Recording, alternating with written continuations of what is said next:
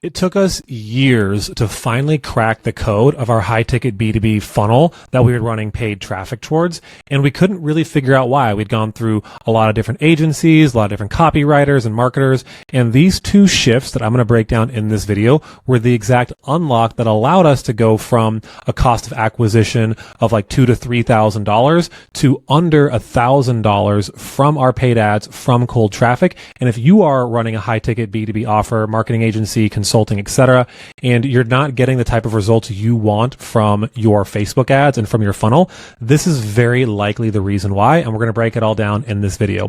For those of you who do not know me, my name is Brian Downard. I'm one of the partners here at Prospecting on Demand, where over the last decade, we've served more than 1,000 marketing agencies, made more than 8 figures in this company, and helped hundreds and hundreds of people scale past their glass ceiling. And again, this is going to be the unlock for a lot of you who are looking to graduate from doing cold outbound, sending cold DMs, cold calling, and really leveraging paid ads to be a faucet of how you control the flow of opportunities into your business. And so really what I want to get into first is a couple of the things that I'd strongly recommend you stop doing, okay? So the first few things on this stop list are going to be, number one is you want to stop selling the service over the outcome. And what I mean by that is a lot of you think that you need to talk about all the things that are exciting to you about your offer. Like, oh, so I love that this AI voice agent does this, or our database reactivation does that, or SEO, is so cool because of these reasons. And at the end of the day, the end user, your end client, doesn't care necessarily how it's done. They're more interested, especially at this early stage when they don't know you from Adam, they are wanting to know, what does this actually do for me? And so the first thing you need to look at is, are you more focused on the deliverables of what you do in the ad copy, in the headline, in the, if you have a VSL or the booking page, is it more focused on the services, or is it more focused on the outcome that they get? And so a good way to look at this is, if you were selling someone on going on a vacation to Hawaii, right? You're going to sell them on the destination, all of the beautiful, amazing things they're going to do when they get to Hawaii, not necessarily the plane ride, which might, be sitting in the middle seat next to someone who smells bad. And then you have to wait at the airport for all these hours and your bags get lost. And you don't sell them the journey, you sell them the destination. And high ticket B2B funnels are going to be the exact same thing. So make sure you're focused on the outcome over the service.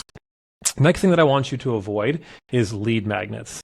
And so a lot of times people think that, if I do a lead magnet, that I'm going to be giving away free value, right? And yes, you do want to give away some level of value to showcase efficacy. But what tends to happen with lead magnets is you end up focusing on the segment of your market that is not solution aware yet. They're pain aware. And so what this typically looks like at any given time in your market, there's going to be 3 segments, if I just hyper simplify this, right? So one segment, which is probably going to be about 30%, are just completely oblivious, unaware that they're even in pain at all. Maybe they have some frustrations, but they haven't associated it with an actual thing. The overwhelming majority of the market, probably 50, 60%, are going to be people who are pain aware. So they are aware of this pain that they have, and they're kind of just looking for ideas around how to maybe do something about it, or learning about what that pain is, why they're experiencing it. And a lot of times those people are going to go look for lead magnets. So some type of free assessment or free PDF or a webinar, and those things have their place. But what I would argue is, if you are on a budget in terms of how you're running your paid ads, you're not spending tens of thousands of dollars every single month on your ads yet, you don't want to necessarily go after that segment of the market, because while they are pain aware, they might not be solution aware. So they're not actively in the marketplace looking for someone who has your service. And so you can eventually warm them up to that point. But what we found was, even though our cost per lead was 3 times less doing a lead magnet campaign or lead magnet funnel, our cost of acquisition was almost 3 times higher, because again, they were not actively seeking out a solution. They were just looking for ideas. And so what we would recommend you do instead would be actually a direct offer funnel, where I'll break down this in a whole other video, but essentially a a two-step funnel where you're going to get a name, email, phone number in exchange for seeing some type of video, right? Or demo of your thing. So you want to get name, email, phone number, and that pushes them to whatever the promise of what you deliver is, right? So, and honestly, you don't even need to have a video there. You could just say, hey, get a demo, and then the second page here is, so, I'll go first page here, second page here. This could just maybe be even a calendar page where you can just directly book them in, and then you have a setting team, or yourself, if it's you right now, who actually call the leads who do not self-book on your calendar. But don't just try and get leads from a lead magnet and then try and nurture them into eventually becoming a customer. Go after the segment of the market who is actively looking for a solution. And I'll tell you about how to solve that here in just a minute. And then the third thing I would really avoid at all costs is any AI bullshit copy. I know all of us are using AI a lot nowadays, but it does not have the deep, intimate understanding of the pain that your prospects are going through. And so we'll talk about that here in a minute, but AI copy feels extremely contrived. And yeah, maybe if you're an AI ninja, you can give it the right prompt, massage it, use it as a starting point, sure. But you need to make sure you're doing the next three things in the video that I'm going to talk about here in terms of the basics, and then the two keys are what will really work. Now, before we kind of bridge over to that, just to recap again, you want to avoid selling the service versus the outcome. You want to avoid just doing lead magnet funnels and really have more of a two-step funnel that's name, email, phone number first, and then moves them over into a calendar or a video page. And again, the calendar's on that video page. And then you also want to just avoid any AI copy. So let's kind of move on here where, again, before I get to the shifts that we really made the big differences, let's talk about a few of the foundational things. So yes, always to social proof, right? So social proof is going to be, any testimonials you have that could be screenshots of results, mini case studies, trust symbols of where you've been featured or clients that you've worked with. Those things are great, but they aren't going to actually be the main driver. So let's talk about what that main driver actually looks like and how you are going to make your B2B high ticket funnel profitable. So here's what you need to start doing. And in terms of like a foundational element here as well. So again, I'll say one of the basics is going to be something we call the 3S headline. And the 3S headline is very simply, and the S stands for specific. Specific what though, right? Person, problem, and way. Now, sometimes I say process here, and it gets confusing because it could be the 3P framework, 3S. It doesn't really matter to me. It's just a fancy way to kind of remember this in your head. But what this really is saying is you have to be extremely specific, especially when you're trying to grow outside of word of mouth and referrals in your warm network. We're talking about making a high ticket B2B ads funnel work. If you are not specific about who this person is, who your ideal client profile really is, and it can't just be, service-based businesses, local businesses. You are going to attract anyone and everyone and wonder why the lead quality sucks because you weren't clear, they weren't clear, and they don't really have intention. So again, this is the difference between, I'll just use a random example. If you were selling, a productivity course that was for everyone, right? And it was $50, $100. Okay, people can buy that and not have to think about it very much. But if you want to be charging a premium, $1,000, $2,000, $3,000 plus, if it was specifically called out to, hey, attorneys who have XYZ problem, okay, well, you just called out a specific person, and so now they are much more likely to feel that it's a specialized thing that you do and willing to pay a premium because it speaks directly to who they are. And so once you understand intimately who your customers are, you're going to understand the problem that you solve for them. And so what you really need to do is have the discipline to solve one problem at a time. Even though you can solve multiple problems, you can help them with multiple things, the likelihood that they see all of that, understand all that quickly is very, very low. And so you want to focus on what is the most painful, urgent, I call this bleeding neck solution that they're wanting to solve for their business. And I use the, example of the bleeding neck because if you got a scrape on your knee or you got like a little boo-boo on your elbow, okay, you're probably just going to shrug that off, put a Band-Aid on it. But if you got a big gouge, like your neck is bleeding profusely, that is an urgent, painful issue that you're going to go do something about. And so the more you can focus on the most painful and urgent problems that they have, people are much more likely to take action based off of this potential fear of not only loss, but fear of future loss and future pain. And so this is where you're going to get them to move. Of course, people are moved by the prospect of gain, but the fear of loss and pain is a much stronger motivator for someone to take action, to click on your ad, to actually opt in, to actually go through the process and book a call with you. So you want to have your specific person, your specific problem, and then lastly, your specific way. And so the specific way is, I use the example of P90X. So for those of you who have not heard of P90X because you live under a rock, it's okay. I still love you. P90X was one of the most profitable, most famous at-home workout programs to ever exist. And to this day, I still don't even know what the heck P90X means.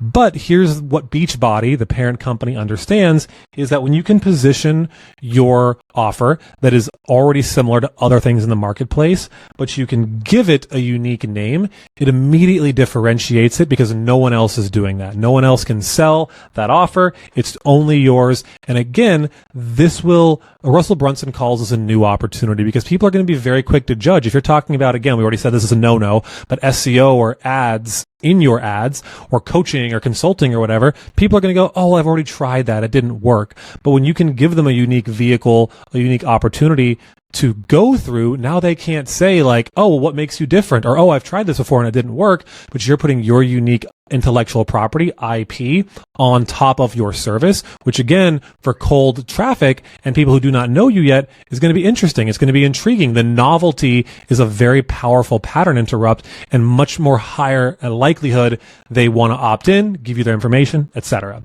So those are the basics, right? We need to have a specific person, specific problem, and specific way. Now, let's get down to some of the keys.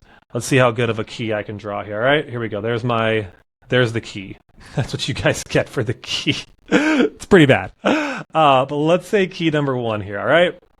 So key number 1 is going to be in your ads, earning trust. Again, this is where the title of the video kind of comes from, this idea of a trust funnel, because your initial ad copy in your ad creative, especially the creative, is going to want to be focused on 3 reasons why they're in pain. So we call this, the 3 reasons why frame. Very creative, right? Not as sexy as a 3S. Forgive my terrible handwriting. And so the idea here is you want to list off reasons 1, 2, 3 that they are in pain. And so I'll give you an example from our ad that's been crushing it for us for literally more than 2 years at this point. We just keep using the same creative, different locations, different people, different cadences. But it's essentially like, hey, here's 3 reasons why you're not getting as many clients as you want and what to do about it instead. Reason number 1, blah, blah, blah. Reason number 2, blah, blah, blah. Reason number 3. And what this does is it makes them feel seen and heard. And I cannot tell you how often I will get on a sales call and say, wow, that ad spoke to me. It felt like it was a gut punch because it was illustrating to me exactly what I was feeling. And some people even said, again, I'm paraphrasing here, but they said it understood their pain and described it better than they could. And that was the reason why they gave us time, because it massively increases the perceived likelihood of success in working with you because you understand the problem. Obviously, the inverse of this is if you don't understand their problem at all, okay, they're probably not going to work with you at all unless they're crazy. Now, the more you understand the problem, the more it's likely that you've done it, the more people you've likely helped through it. Therefore, they see that, and psychologically, it becomes much easier to trust you and be willing to take that leap of faith to give you their information, give you the right information, of course, not like a fake phone number, a fake email, and then actually book a call. So this is going to be one of the main things that I would do. And after you kind of give them the 3 whys in your ad, I'd keep it under a minute total for this section. Like, hey, are you a marketing agency who's not getting as many clients as you want? Well, here's 3 reasons why and what to do about it instead. So 1, 2, 3, you're about maybe a minute into the ad. And then you go, and if you want to change all that, follow me over to the other side of this video. I put together a demo to show you our XYZ specific way, unique process system. And you can see how this can help you get to ABC dream outcome within XYZ timeline. And then that's it. Now, what you can do, and again, I'll do a whole other video on like the creative that's worked best for us, but do that in like 3, 4, 5 different formats. Same frame, just different locations. Maybe one's moving, maybe one's sitting down. You can just test those because while this frame works really well, you might not know exactly what's going to resonate in terms of the actual creative itself. And yes, you're going to have to do this via video. And yes, if it's your first couple times doing this, it might take you a while to get it right. I remember first few times doing this, I would pace my backyard or my front yard. My neighbors probably thought I was crazy because I would just keep doing the same take 30, 40, 50 times. And now I can rattle it off and do these ads over and over because we've done it so many times. Now, could you use a static ad and put this in the copy? Sure. But I'm a massive advocate of actually putting your pretty face on there because again, some people will resonate with you and some people won't. And that's fine, but you don't want to find that out later once you've already paid for them to opt in, be on the sales call, etc. If they're not going to like who you are, your style, your personality right away, they're not going to like it when they get on the call with you. So do yourself the favor, get yourself on camera. It's going to make a world of difference. All right, so key number 2, I'm not going to make you watch me draw another key here, would be this silly phrase called ad scent. And the idea of ad scent is you need to make sure your funnel is congruent. So if you have a headline here that says one thing on your ad and they go to your landing page and this headline says another thing, and then over here, on the thank you or booking page, it says another thing, they will slowly start to lose trust and check out because the thing that they originally clicked on and wanted to see has changed, and now you've lost their trust again. And so what needs to happen is whatever that initial front-end promise is that you're saying here needs to remain congruent. And the easiest way to do that is whatever you decide and settle on for your hook, you need to, in my opinion, just carry that throughout the entire funnel. So what you'll see if you go through our funnel is our headlines are pretty much the exact same on every page, minus a few little tweaks, because if they originally clicked on something that got their interest, but then it totally changes, you lost them. And so these are going to be the 2 biggest things you can do to make a high-ticket B2B funnel work, especially to cold traffic.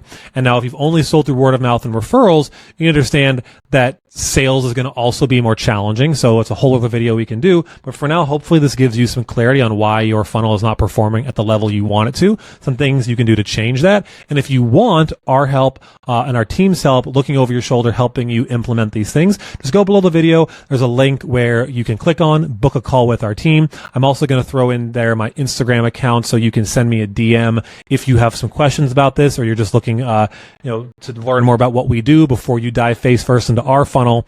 And that way you can see exactly how this might look inside of your business. So appreciate your time so much. If you enjoyed this, do me a huge favor, hit the like button, subscribe to the channel, drop a comment below. I don't care. You can tell me what your favorite pizza is or favorite sandwich. It just helps the algorithm obviously reach more people, make it more impact. And it's just a sincere thank you for your time. You could be spending it anywhere else, but you were here. So I'll keep doing these, making it up to you and bringing the value. I'll see you guys in the next one. Peace.